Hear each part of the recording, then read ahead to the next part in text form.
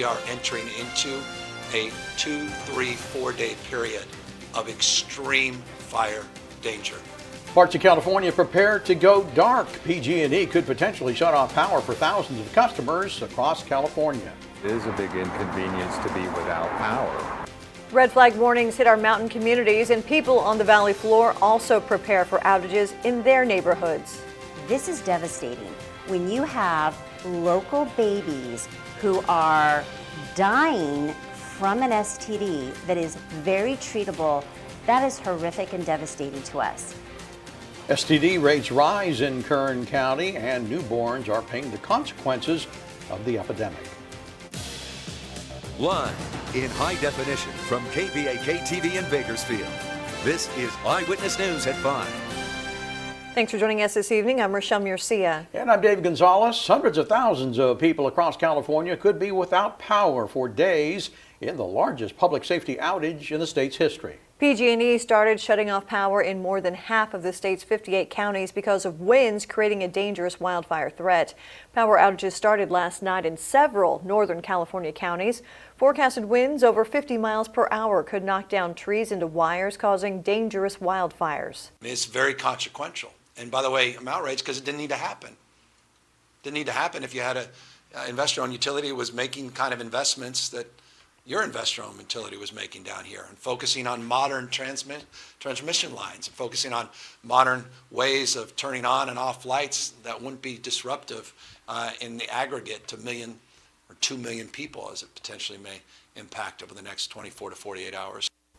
Last year, high winds and faulty transmission lines started the Paradise wildfire. 85 people were killed. PG&E hopes a preventative blackout will avoid similar disasters. And tonight we have team coverage on the local power outages and wildfire risk. We begin with Emily Irwin in Tehachapi, where strong wind gusts are picking up. Emily?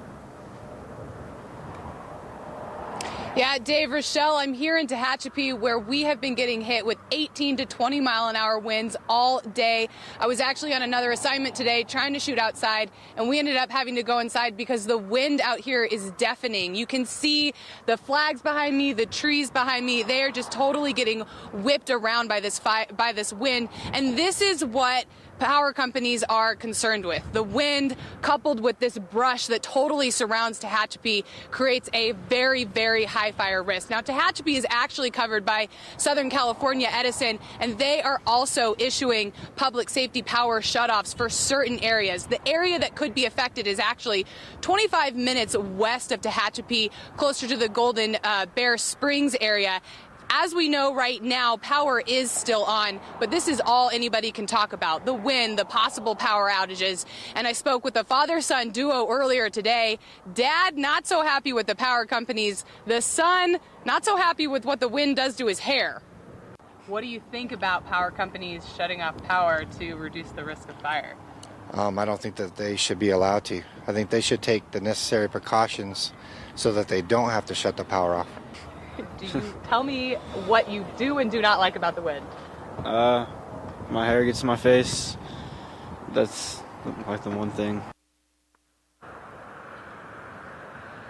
So bad hair days all around in Tehachapi today. Again, this area getting hit extremely hard with the wind, 18 to 20 miles an hour all day long. So the Tehachapi area is covered by Southern California Edison. They are also issuing public safety power shutoffs. The area that could be affected 25 minutes west of Tehachapi. And as we know right now, power is still on. But if anything changes, we're going to let you know. For now, reporting live from Tehachapi, I'm Emily Irwin, Eyewitness News. All right, Emily, thank you. And as we mentioned, right now, thousands of people in our state are without electricity to our north and south. And people in Bakersfield are waiting to see whether the lights will go out here. Raina Harvey spoke with some of those folks. She joins us now live. Raina?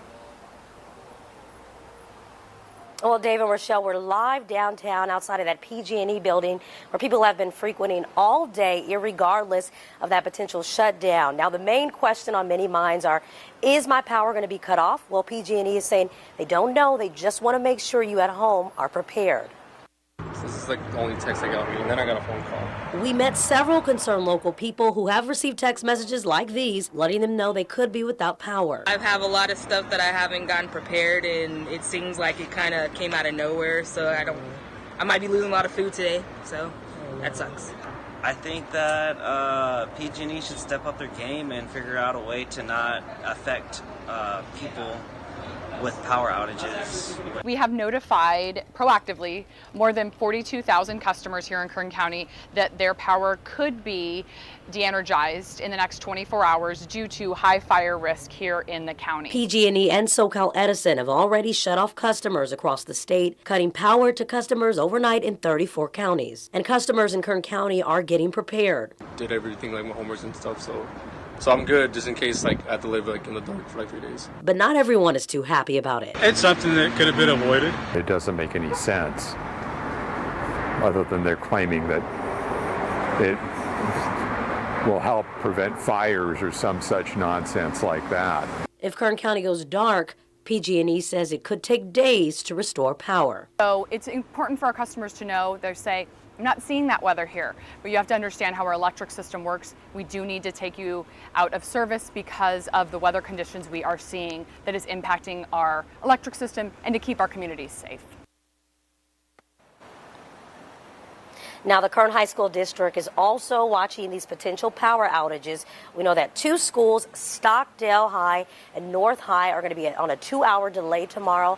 Parents are going to know by 8 o'clock tomorrow morning if they're going to cancel school altogether. So again, if you want to know if you're one of the residents that are going to be affected by this, if you've received a text message or a phone call from PG&E letting you know, you could be on that list. If you want to check that out, we'll have that posted on our website at bakersfieldnow.com. But for now, reporting in downtown Bakersfield, Raina Harvey, Eyewitness News. All right, Raina, thank you. And PG&E is taking the blame for at least 3 small wildfires in California this year. The company says they were started by their power lines. These fires happened in the northern and central part of the state. Each one burned at least 10 acres or more, but no buildings were burned. As we mentioned earlier, PG&E was found responsible for last year's Camp Fire, the deadliest fire in the state's history. 85 people died and the town of Paradise was destroyed. And Eyewitness News is staying on top of these emergency outages. For the latest updates, head over to our website. That is bakersfieldnow.com. So will the power be shut off in our area? Well, that depends on the wind. Miles Musio keeping an eye on it from that angle. Miles? That's right, Dave. It all depends on the winds, and the winds right now are beginning to get gusty in the Kern County mountains. Right now we have a wind advisory for the mountain and desert areas until 11 o'clock tonight. Gusts to 55 out of the west, but those winds are going to completely turn around and turn easterly for tomorrow and into early on Friday. In fact, there's a fire weather warning, that's a red flag warning for the Kern County mountains for really tomorrow and going into early on Friday. That's when the winds turn around. We have had a little bit of blowing dust in the areas just to the north and west of us. You can kind of see a little bit of a haze in the air there. Right now, winds out of the northwest at 15. It is 81 degrees. We have good air quality right now. Temperatures are in the 70s to the north and west, and 80s, Bakersfield and down to the south, and Arvin, where it's currently 83 degrees. 60s up in the mountains. It's 66 in Tehachapi, 68 in the Gorman area. Pretty low humidity, don't you think, over there in Ridgecrest, 10%, and it's going to go lower. Here are the winds right now out of the northwest at 26 in Ridgecrest, gusting to 40. That's the highest they've had all day. And you can see the gusty winds up in the Fresno area earlier, kicking up a little bit of dust, but not a big problem. Temperatures tonight in the 70s will drop to around 51 first thing in the morning. In the mountains, still windy through about 11 o'clock tonight. Temperatures in the 50s, dropping to around 40 degrees, and kind of a gusty, potentially dusty night in the Kern River Valley. Temperatures there in the 70s this evening. Tomorrow will be a different day. It's going to be a little cooler, and we're going to see an easterly wind that could happen here in the south end of the valley. We'll talk more about that in just a few minutes. David Rochelle, back to you. All right, Miles, thanks for that. Today, the first In God We Trust decal was placed on a Kern County Sheriff's Patrol car. The City Council gave the okay to the Bakersfield Police and Fire Departments to add the stickers earlier this year. And then Sheriff Donnie Youngblood told his deputies that they could add decals on their own accord to their vehicles. The Kern Law Enforcement Association raised the funds to buy the stickers.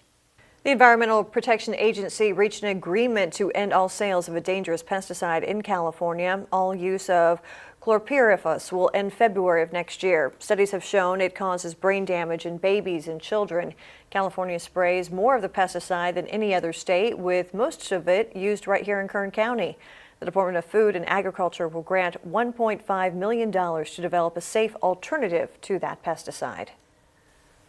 Every hour, someone catches an STD here in Kern County. New data from Kern Public Health shows that numbers continue to rise in the county and across the country. Tim Johns explains what the 3 STDs are at an all-time high in the U.S. and here locally. Tim?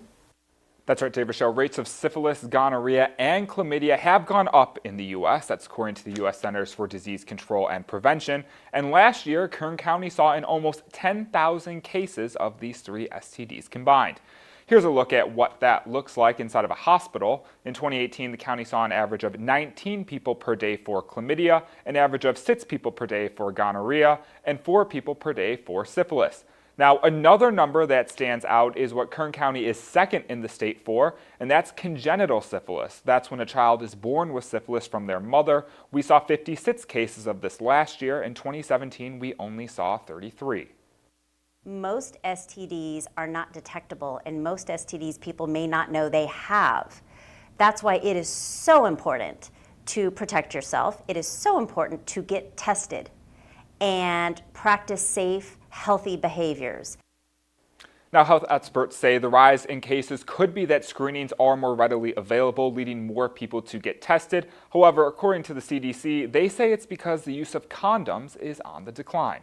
Reporting live in studio, Tim Johns, Eyewitness News. All right, Tim, thank you. The city of Bakersfield plans to add 40 beds to the mission at Kern County in East Bakersfield. The expansion will give them a total of 324 beds. The city is paying $1.1 million for the additions. It's part of the city's effort to address homelessness. Construction is expected to begin in the next few weeks. Still ahead here at Eyewitness News, the impeachment divide deepens. We'll tell you about the legal rights that each side has during this inquiry. And Bakersfield is the 7th deadliest city for pedestrians. The awareness campaign's trying to fix that problem. And fire-resistant homes, the materials used to make fireproof structure. And we've been talking about the windy weather. Well, it's here. It's already windy in the mountains and deserts. How windy will it get, and how big of a deal will the red flag warning be? I'll have the forecast coming up.